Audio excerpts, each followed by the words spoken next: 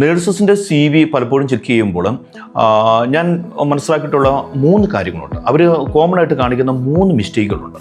ഒന്ന്, ഏതൊക്കെ കേസസ് ആണ് അവർ അറ്റൻഡ് ചെയ്ത് അവർക്ക് എക്സ്പീരിയൻസ് ഉള്ളത് എന്നുള്ളതും, അതോടൊപ്പം തന്നെ ഏതൊക്കെ എക്യുപ്മെൻറ്റ്സ് ഹാൻഡിൽ ചെയ്ത് അവർക്ക് എക്സ്പീരിയൻസ് ഉണ്ട്, ഏതൊക്കെ എക്യുപ്മെൻറ്റ്സ് കൈകാര്യം ചെയ്യാനായിട്ട് അറിയാം. ഈ 2 കാര്യങ്ങൾ ചിലപ്പോൾ നേഴ്സസ് അവരുടെ CVയിൽ ആഡ് ചെയ്യാറ്. അപ്പോൾ അതിനകത്ത് വളരെ ഇമ്പോർട്ടൻ്റ് ആയിട്ട് ശ്രദ്ധിക്കേണ്ട ഒരു കാര്യം, നമുക്ക് ഏതൊക്കെ ഡിസീസ് കണ്ടീഷൻ അല്ലെങ്കിൽ കേസസ് ഹാൻഡിൽ ചെയ്ത എക്സ്പീരിയൻസ് ഉണ്ട് എന്ന് നമ്മൾ ഇത് ചെയ്യുമ്പോൾ പലപ്പോഴും നേഴ്സുമാർ കണ്ടിട്ടുള്ളതും കേട്ടിട്ടുള്ളതും അല്ലെങ്കിൽ പറഞ്ഞു കേട്ടിട്ടുള്ളതും പണ്ട് തിയറി ക്ലാസ് പഠിപ്പിച്ചപ്പോൾ ഓർമ്മയുള്ളതുമായ കേസസ് എല്ലാം ആഡ് ചെയ്യും. പക്ഷെ അത് മിസ്റ്റേക്കാണത്. കാരണം ഇൻ്റർവ്യൂവിന് ഇരിക്കുമ്പോൾ ഈ CV കണ്ടുകൊണ്ടായിരിക്കാം ചിലപ്പോൾ ഇൻ്റർവ്യൂ ചെയ്യുന്ന ആൾ ക്വസ്റ്റ്യൻ ചോദിക്കുക.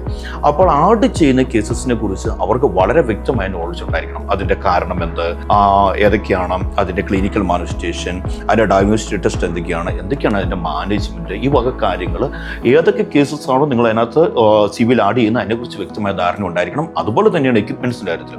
പലപ്പോഴും പിള്ളേർ ഈ കണ്ടിട്ടുള്ളതും കേട്ടിട്ടുള്ളതുമായ ഡിഫിബ്രിലേറ്റർ അല്ലെങ്കിൽ വെന്റിലേറ്റർ ഇതെല്ലാം ആഡ് ചെയ്യും. പക്ഷേ അതിനെക്കുറിച്ച് ക്വസ്റ്റ്യൻ ചോദിച്ചാൽ അവർക്ക് പറയാൻ അറിയില്ല. അപ്പോൾ ഏതൊക്കെ എക്യുപ്മെൻറ്റ്സ് ആണെങ്കിലും ഡിസീസ് കണ്ടീഷൻ ആണെങ്കിലും നിങ്ങൾ അതിനകത്ത് ഹാൻഡിൽ ചെയ്ത എക്സ്പീരിയൻസ് ഉണ്ട് എന്ന് ഒരു പോർഷൻ അവിടെ വിൽക്കുന്നുണ്ട് എന്നുണ്ടെങ്കിൽ അതിനകത്ത് നിങ്ങൾക്ക് വളരെ വ്യക്തമായിട്ട് അറിയാവുന്ന കാര്യങ്ങൾ മാത്രമേ പ്ലേസ് ചെയ്യാനായിട്ട് പാടുള്ളൂ.